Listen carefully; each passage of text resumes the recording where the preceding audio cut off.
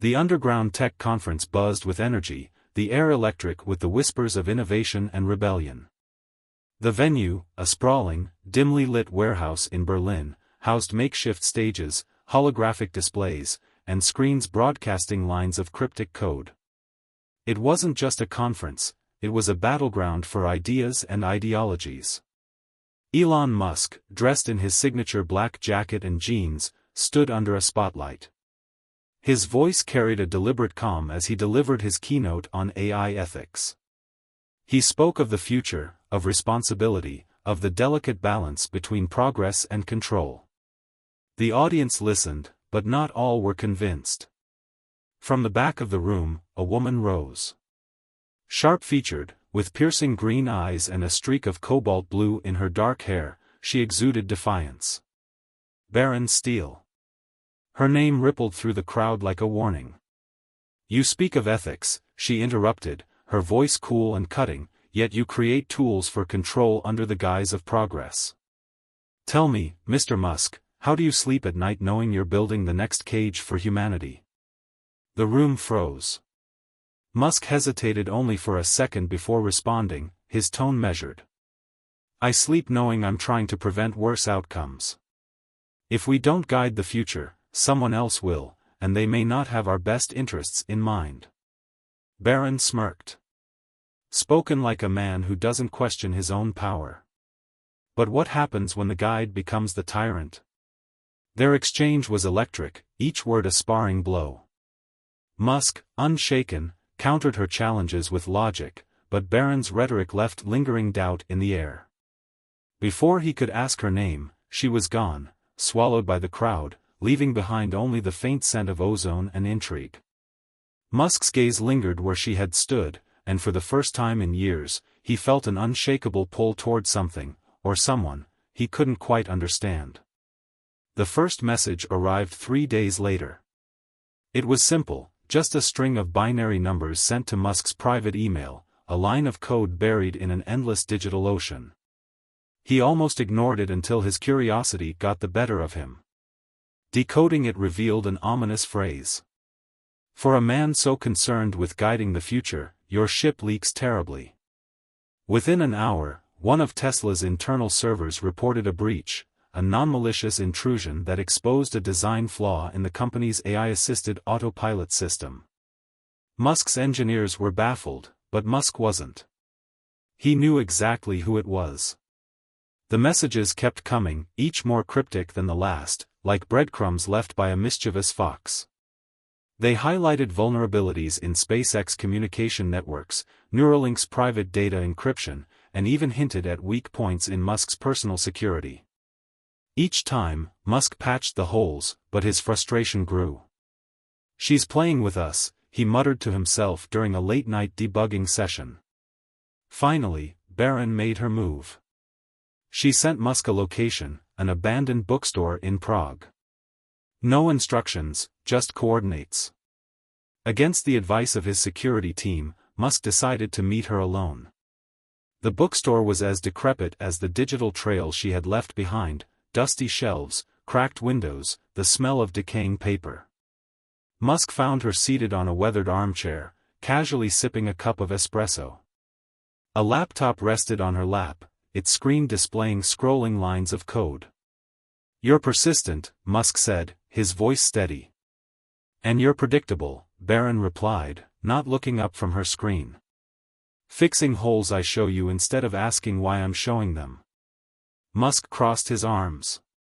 "So, why are you showing them?" Barron closed her laptop with a snap and leaned forward. "Because the people coming for you won't stop at exposing flaws. They'll exploit them. You and I are on the same chessboard, Musk. The difference is, I don't play by the rules." Before he could respond, she vanished through a side door, leaving him standing among the ruins of forgotten books with more questions than answers. The next time Musk saw Barron, it wasn't by her design. After weeks of tracing her online activity, he managed to locate her in a bustling café in Paris. She was seated at a corner table, headphones on, typing furiously into her laptop. Musk approached cautiously, unsure if she'd bolt or confront him.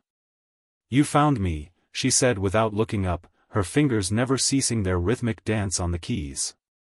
"You made it hard," Musk replied, sliding into the chair across from her. Barron finally looked up, her eyes narrowing. "Most people would call the authorities." "I'm not most people." Musk leaned in. "I want to work with you." Barron laughed, a short, sharp sound. "Work with me? What makes you think I need your help?" "You don't," Musk admitted. "But you've been trying to tell me something, about threats I'm not seeing. So, let's make this simple. You help me protect my systems, and I'll help you with whatever it is you're trying to do."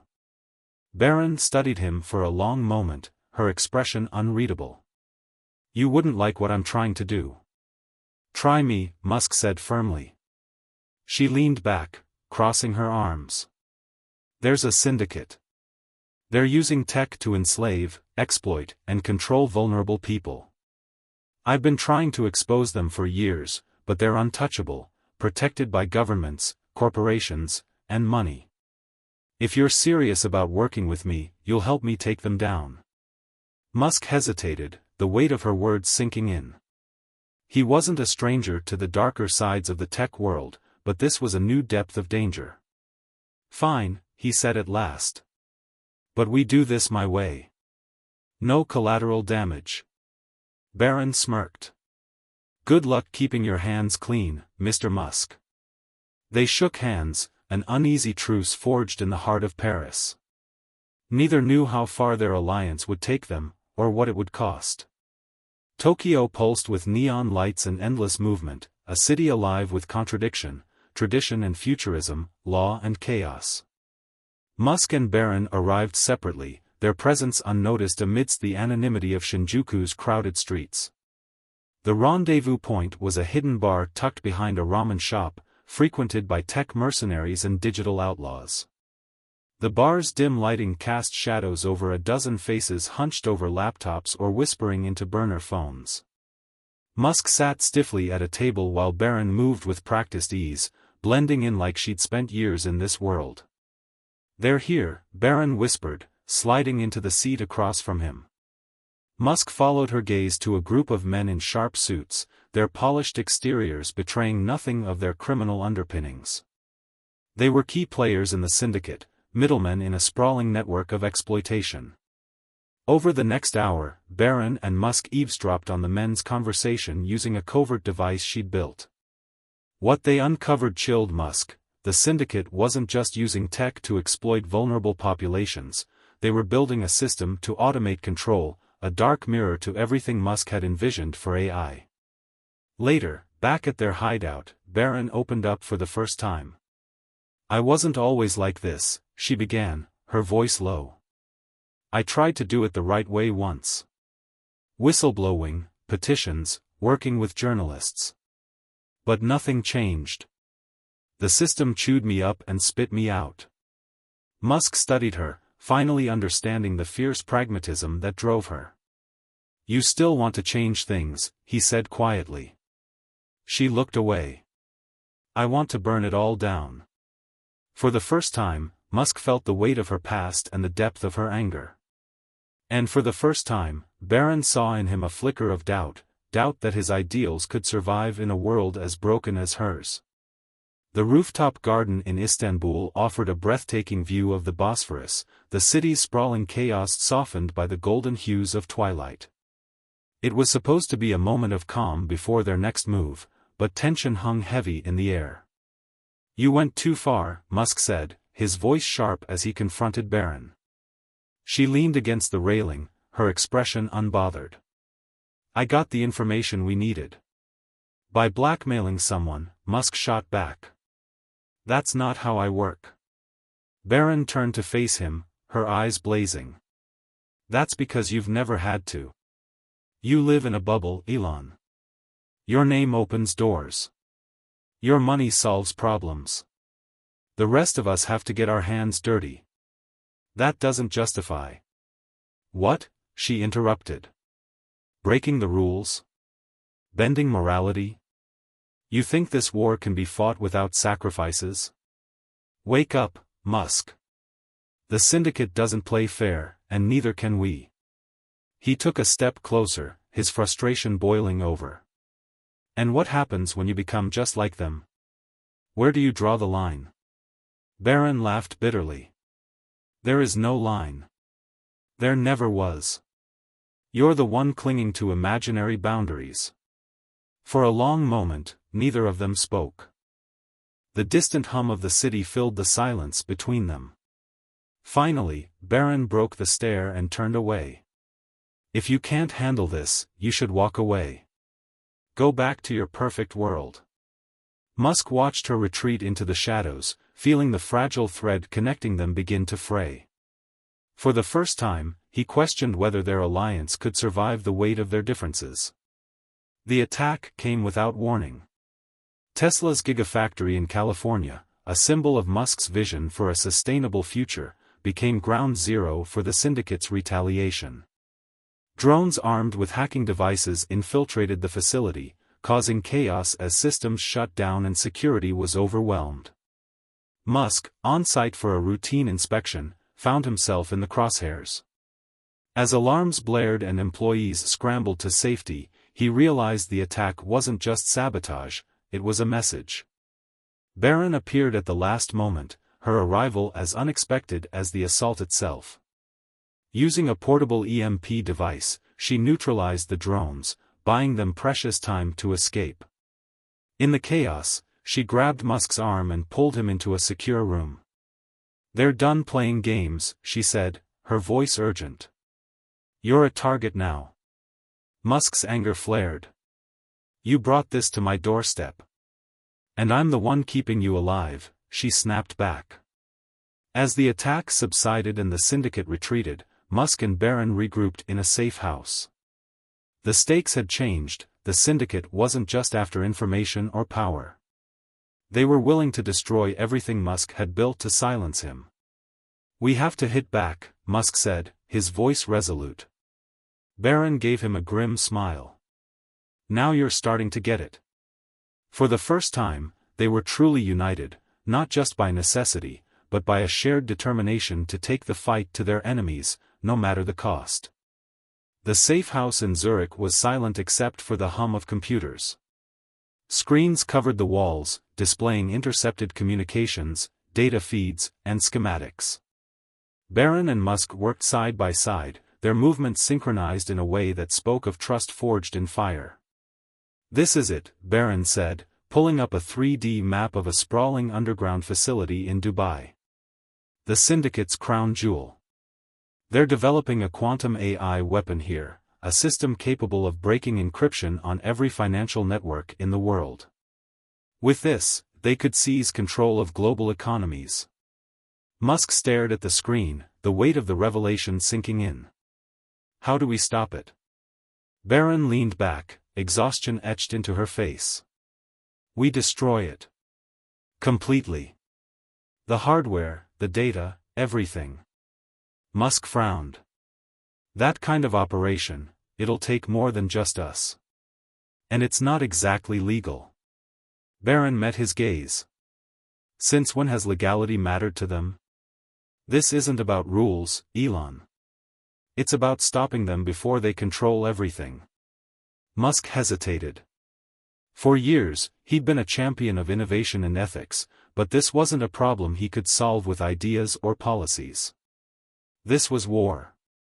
Finally, he nodded. "We'll need a plan. And I'll need to cross some lines I never thought I would." Barron smiled faintly. "Welcome to my world." The Dubai desert stretched endlessly under the moonlight, the entrance to the syndicate's facility hidden beneath a nondescript warehouse. Musk and Barron, dressed in black and armed with a mix of tech and weapons, approached the site with precision. Inside, the facility buzzed with activity. Engineers worked on the quantum AI weapon, their progress nearing completion. Barron and Musk infiltrated the building, avoiding patrols and cameras. Barron's hacking skills proved invaluable, disabling security systems and opening pathways. But things didn't go as planned. An alarm sounded as they reached the central chamber where the quantum AI hardware was stored. Syndicate operatives poured into the room, armed and ready to kill. Barron took the lead, using makeshift explosives to create diversions. Musk, relying on his engineering instincts, began sabotaging the weapon's core systems. The tension mounted as time ran out. One of the operatives cornered Musk, but Barron intervened, taking a bullet meant for him. She collapsed, clutching her side, but waved him off. "Finish it," she yelled. With Barron injured, Musk worked faster, bypassing the weapon's final safeguards. As the system began to overload, the facility shook with violent tremors. Musk carried Barron out just as the entire underground complex erupted in a massive explosion, sending a plume of fire into the night sky. They had won, but at great cost. The safe house in an undisclosed location was quiet except for the steady beep of a heart monitor. Barron lay on a cot, pale but alive, her wound carefully bandaged. Musk sat beside her, exhaustion and relief etched into his features. "You did it," Barron said weakly, her voice barely above a whisper. "We did it," Musk corrected, his hand resting gently on hers. Barron's lips curved into a faint smile. "You're not the same man I met in Berlin." Musk chuckled softly. "And you're not as reckless as I thought." Their victory had come at a price. Barron's anonymity was gone, and Musk's carefully maintained public image had taken a hit. But the quantum AI weapon was destroyed, and the syndicate's power was crippled. As Barron recovered, they shared quiet moments of reflection. Musk spoke of his renewed commitment to innovation with purpose, and Barron admitted she might need to rethink her "burn it all down" philosophy. But their paths were diverging again. One evening, Barron stood at the door, a backpack slung over her shoulder. "You're leaving," Musk said, already knowing the answer. "I have to," Barron replied. "If I stay, they'll find you. You can do more good if I'm not around." Musk nodded, understanding but unwilling to say goodbye. "You've changed me, Barron." She smiled. "You've changed me too." In the quiet dawn, she walked away, disappearing into the world she knew best, one of shadows and uncertainty. Musk watched her go, the ache in his chest tempered by resolve. He returned to his work, his vision sharpened by their journey. Together, they had fought a war of two worlds, and though they had won, their love was destined to remain a fleeting, bittersweet memory.